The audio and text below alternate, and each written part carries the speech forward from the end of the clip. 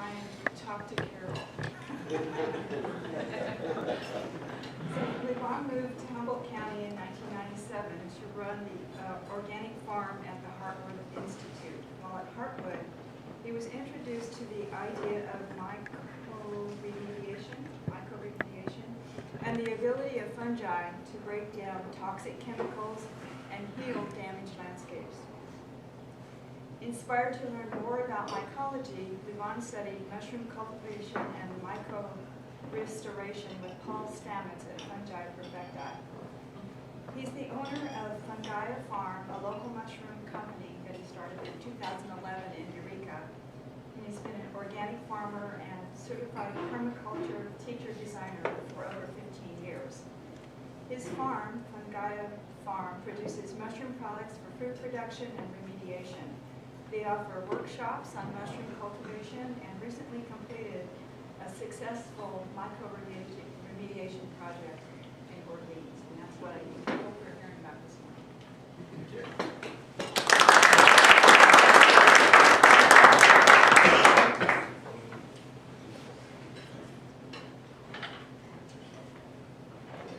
Hi folks. Hello. Hi. Thanks for having me. Karen contacted me about, I guess you heard on the radio interview I did about this project out in Orleans, California. Yeah, you guys know where Orleans is. So just to go over some real basics, I'm sure there's folks that kind of know the basic structure of mycelium and fungus and stuff, but I often get halfway through my talks and realize somebody asked a question and I realized there was a couple people that had no idea what I was talking about. So I like to just all get us on the same page. When we talk about mushrooms, we're just making this broad statement of this organism, when the general understanding and kind of terminology that we accept is the mushroom is the fruiting body of a bigger organism, which is the fungi. And so what we're going to be talking a lot about today is the mycelium, which is the hyphae that makes up the big bulk of the organism, which lives either in substrate or in soil throughout forests and landscapes. So here we have the fruiting body of the mushroom, which is like what we see, what we eat, what we collect in wild grass.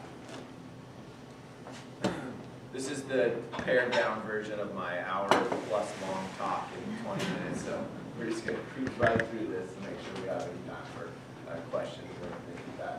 So it's the vegetative structure of the fungi that actually dissolves and eats its substrate. And why we're talking about this is because this sort of leads us into the remediation that we did to give an understanding of what the organism, what fungi is capable of, and how they dissolve and assimilate their food.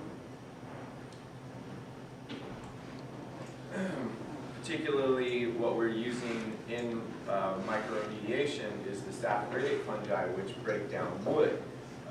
Lignins are a very tough bond that's hard to break down. Even people know with paper making processes and refining wood and stuff is a very strong bond that fungi have figured out how to secrete enzymes that can actually break these bonds apart to extract the carbohydrates and sugars and minerals out of wood. So this is a picture of the Pleurotus, ostreatus, the oyster mushroom. Some of you may be familiar with. It's cultivated commercially in stores and also grows wild all over the world, and here in Humboldt County. This is a really dramatic picture of some giant, like, rhizomorphic mycelium that's just growing on a piece of dead log, but just to kind of demonstrate what we don't see every day. People often refer to fungi as when you're looking at the organism that we don't see, it's as if the apple tree is invisible and what we see is the apples on the tree. So it's been suggested that I think it's the honey mushroom up in Oregon, is probably the largest organism on the planet. Maybe a blue whale or something like that is neck and neck with it, but per acre, per mass, they DNA tested this mycelial mat from 5 miles in one direction and 5 miles in another direction, and it tested the same genetic material. It was literally the same organism that had spread out over this forest. So it's big, it's smart, and it's been here a long time. So microremediation is just a hyphenated word of, using myco, like mycology, and remediation, breaking down toxins and removing them from the environment. One of the questions I get answered a lot that I'll just that I'll put out there is, people are really more familiar with bioremediation, using bacteria to remediate things. That's been around for a long time. Phytoremediation, referring to plants actually pulling contaminants and toxins out of the soil, and that is being used with fungi, to actually bioaccumulate into the fruiting bodies of the mushroom itself.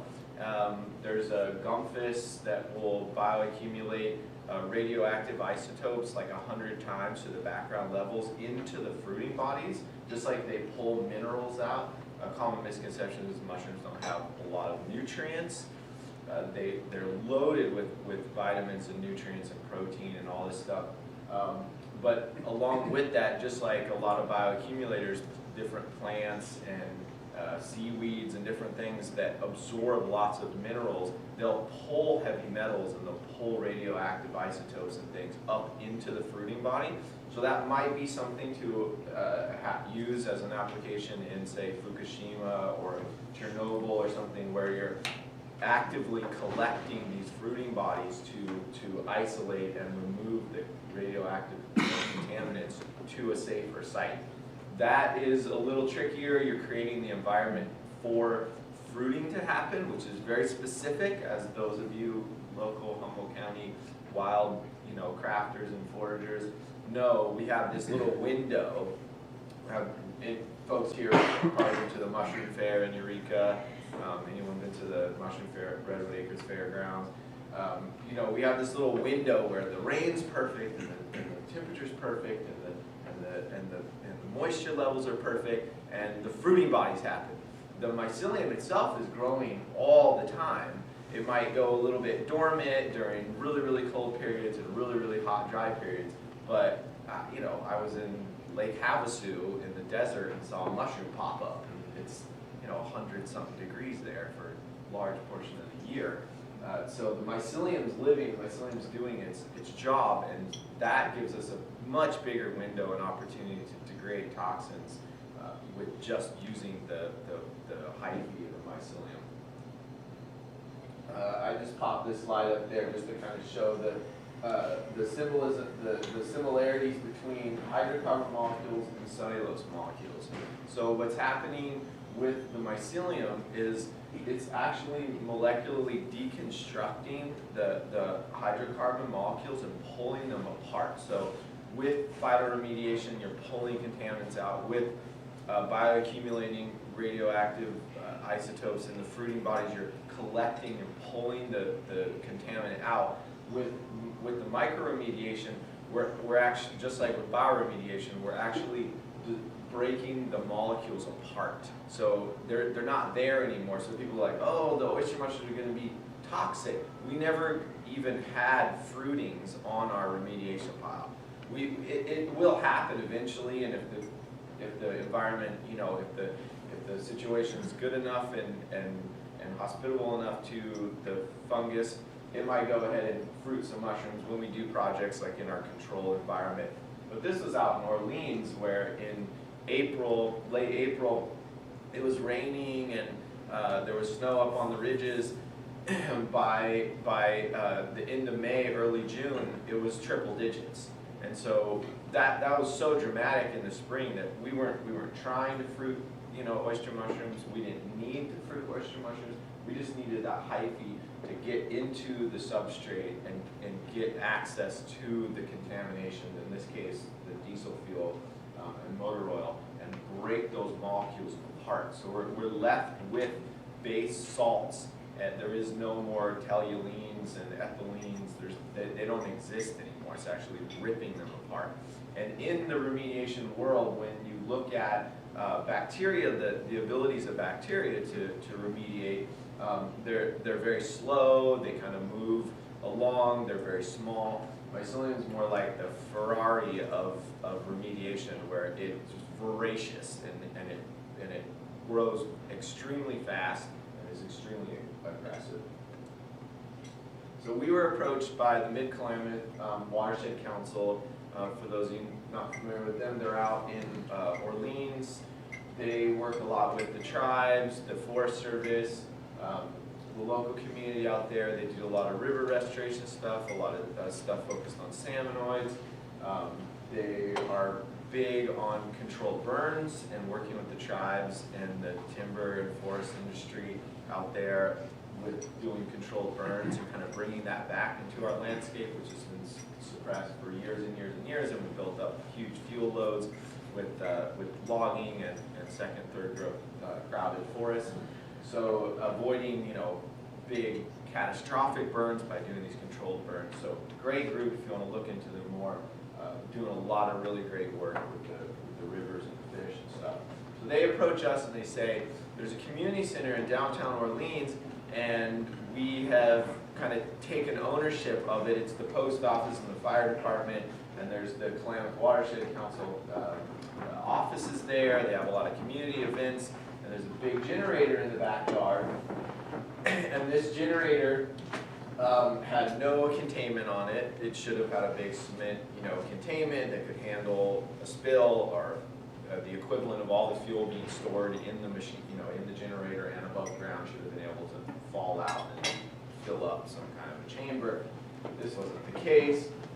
Just to add more insult to injury, right over here was an above ground diesel storage tank to fill the generator and to fill equipment at the site and the fire department. People were stealing the generator fuel, filling their trucks, driving away. Gallons and gallons. This happened years after years. What you're seeing, the black, is the motor oil from the generator leaking into the ground, just a couple feet into the ground. So that was the visible contaminant. The diesel fuel we could smell, 6, 7 feet down into the soil. This right back behind this shed right here, you can actually see it in that corner right there, is the Klamath River. This is Karuk tribal land. We had to have tribal monitors there. This is ancestral property. There was artifacts in the soil. They approached the city of Eureka or Humboldt County and got brownfield cleanup grants. So this was all funded through grants. We had the project was overseen by LACO, the engineering firm, so they were hired to come on and do all the testing before, after, monitoring what soil was removed. The county came out and kind of guided us through handling this hazardous waste. Scary enough, one thing I learned in this project was that the hydrocarbon levels were so high, I felt like we could have probably lit this soil on fire. But we were just under what's allowable residential levels, so they legally didn't even have to clean this up, which is kind of shocking and scary. In commercial property, it actually has some stricter standards than the residential, and so this was still zoned as residential, even though that's the fire department and that's the post office and that's the community center. But they, being an environmental group and a nonprofit and working for river restoration, wanted to do the right thing. So option one, which is very common, is to haul it to Redding and dump it in a lined landfill, which, as we know, on this finite planet, there's no such thing as like away. That's just someone else's watershed. That's just the Sacramento River instead of the eel-ridden Klamath River. So Mark DuPont here and Michael Stearns. Mark was the most recent president. Now he's just on the board. And approached me about my business, and I was just in the process of getting things started and doing microremediation. So this is the foundation for the generator here, and this is the soil that was removed. This is us standing around a little dumbfounded because we were the first test showed that the contaminant was probably a lot more shallow. Well, as we dug down and LACO kept testing, we got 4 feet, and then we got 5 feet, and then we got 6 feet, and then we got 7 feet. And what we thought was going to be maybe 5 yards that we treated in this test plot right here, it ended up being more like 70. So then we had to go back to the drawing board, and this was kind of intimidating because I was hoping, oh, 5 yards is a small project, and we kind of priced things appropriately and wanted to really overwhelm the contaminant with a lot of mycelium and make sure that this project worked, and so high profile with the county and the tribes and the community center. And next thing we know, we're pulling out more soil and more soil and more soil and more soil. So we went in and treated that 5 yards. I took all these slides out because I just wanted to get right to the meat of the matter.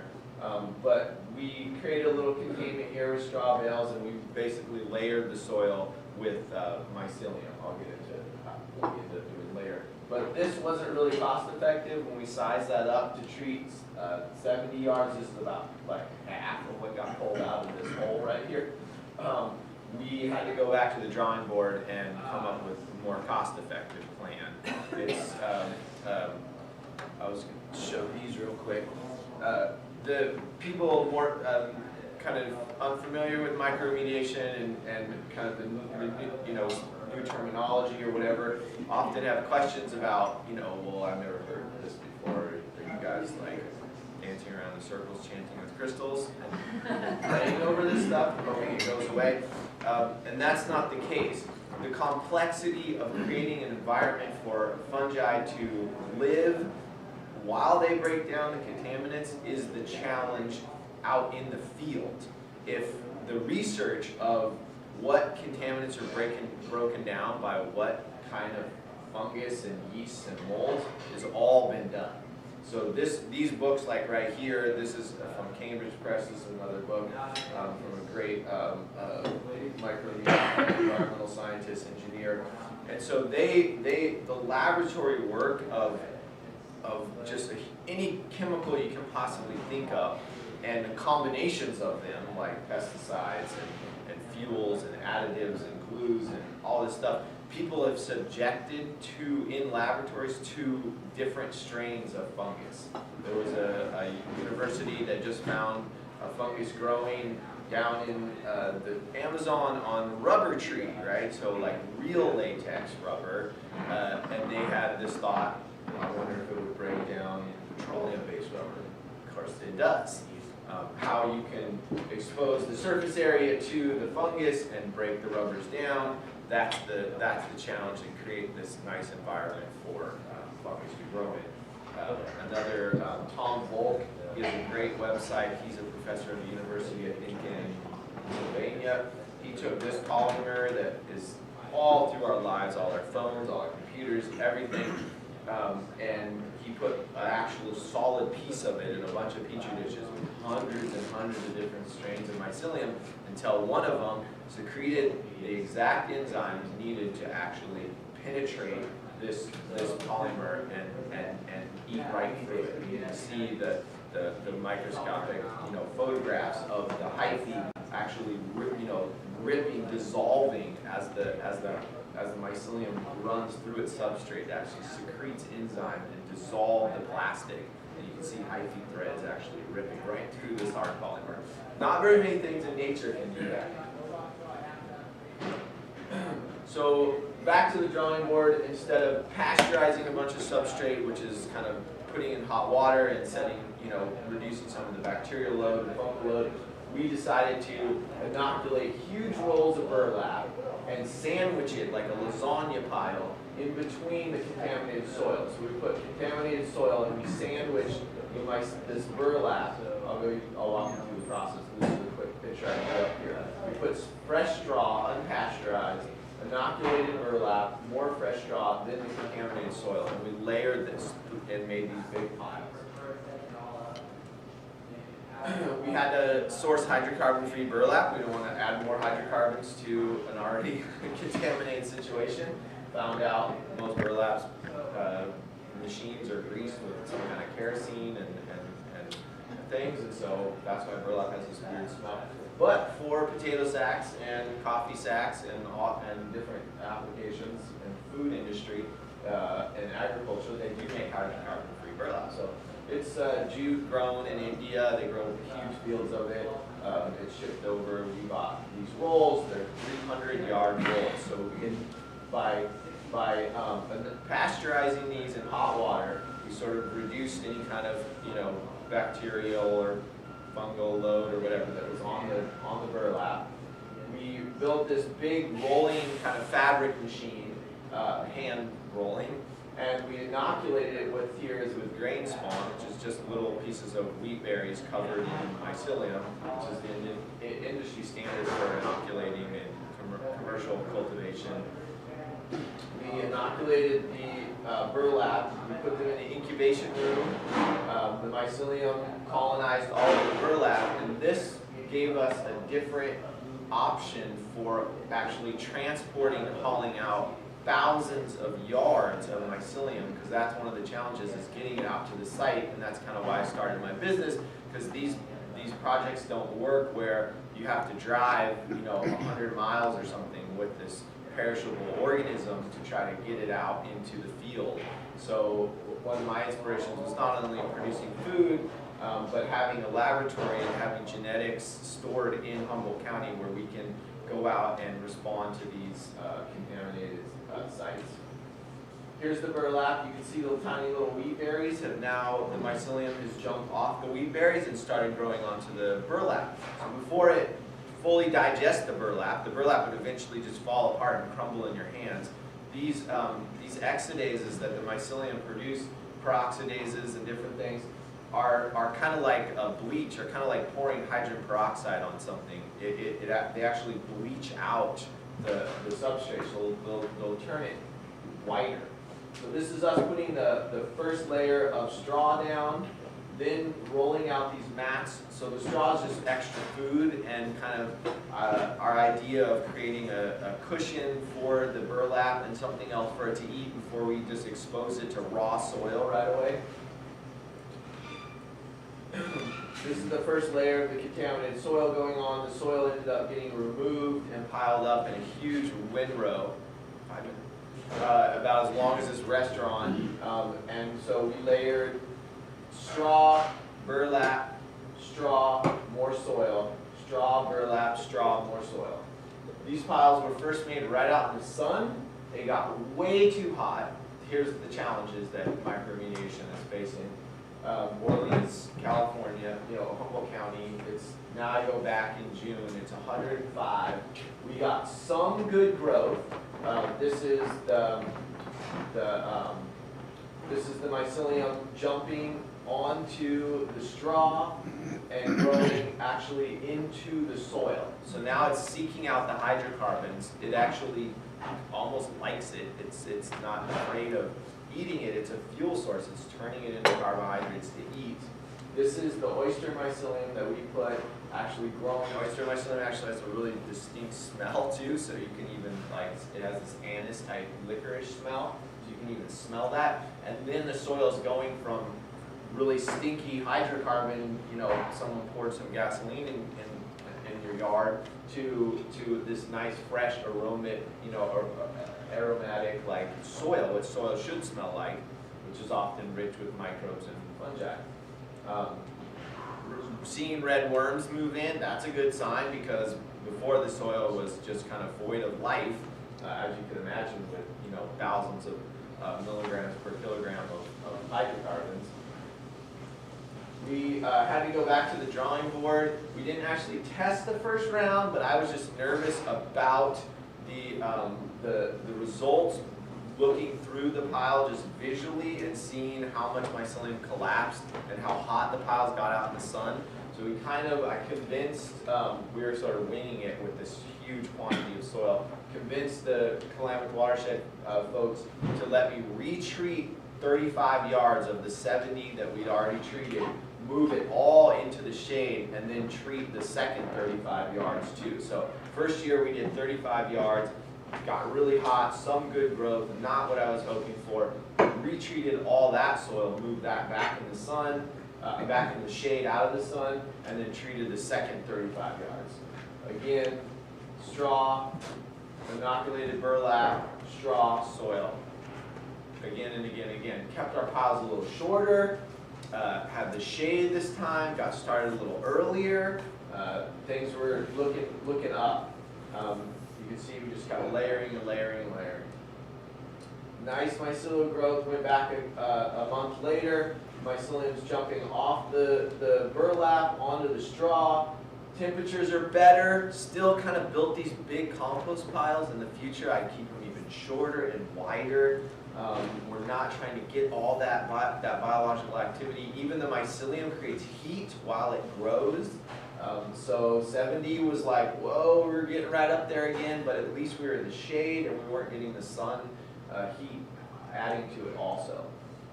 Tons of worms moved in this time, even more. This is all just earthworm castings, basically the poop, mostly from the straw, but a good sign that this, that this organism could, move in and not have these toxins.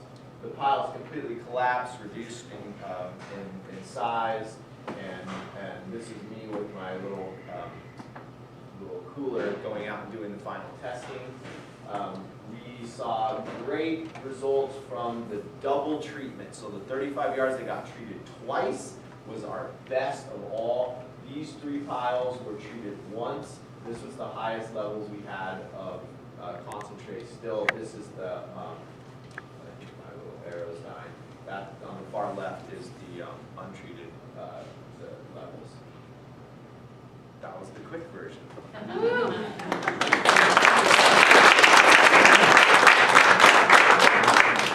We do have time for questions. What's the time frame if you're, I mean, it sounds like you're still working with your bees and we're going to allow you to go. Yeah. But if somebody, you are to go to a contaminated site, I suppose there's not any average contamination, but, what kind of time frame are you really looking at to remediate the soil? If somebody says, come on to my job, somebody dug tanks out of a gas station or something, and they say, we want to try to do this, is it a 6-month process, 3-month process? Or to kind of get, remediate to the point that people are happy that that's been accomplished? Yeah, great question. One of the challenging things about Orleans was I really only had these spring and fall windows where I was going to have above 50-degree temperatures and below like 70-degree temperatures. I'm really excited about doing some projects and experiments on the coast because we always have that. So it's like, it's great. But that was kind of challenging to be like called out for our first big project out in Orleans. That being said, again, in controlled environments where I can control the temperatures and the humidities and everything, I tested things as fast as like 2 or 3 months and had dramatic, reductions, 80-90% reductions in the contaminant. In most environment, I'm doing a project with the landowner out in Edisburg. I went out in the fall, inoculated it. Then of course it got too cold. It was snowing at our property. It's been freezing cold, and now I'm kind of waiting through the spring. So that same philosophy again was kind of giving that window for mycelial growth and biological activity to happen, where it wasn't too hot, wasn't too cold. So then I suppose the next thing is it's kind of a cost effectiveness and time effectiveness. Yeah. The guy that owns ground might say it might cost me a bit more, but I can clear it out in a week. It's gone, and I can go start rebuilding my grocery store, where with yours it may take longer. Yeah. And I'm not sure how the expense is. I'm not sure how the funding's going. The government, they encourage you to save money or spend money depending on how they tax you. Well, maybe they can encourage you to do this kind of micrological thing, or discourage you, I suppose. Totally. So Are you seeing some grant money or those kinds of things coming through? It is. More about this? Unfortunately, with more and more environmental catastrophes and companies that are, having oil spills and big, pollution problems, they're just like paying the fines as the cost of business now. And so that money has like kind of accumulated up in a lot of different states and counties all over the country and can be tapped into. And then, yeah, that's a great question is what does it cost?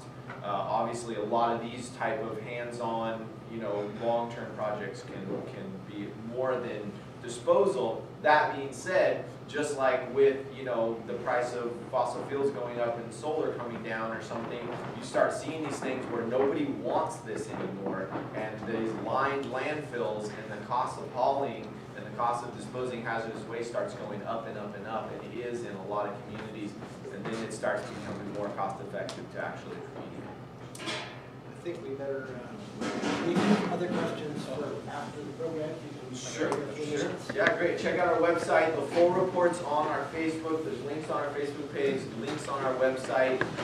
I have a copy of it here if you have any questions. I got some business cards. And yeah, I'd love to just collaborate with more people. If people have projects, ideas, or land that they want to do that. Yeah, thank you. Thanks. Yeah.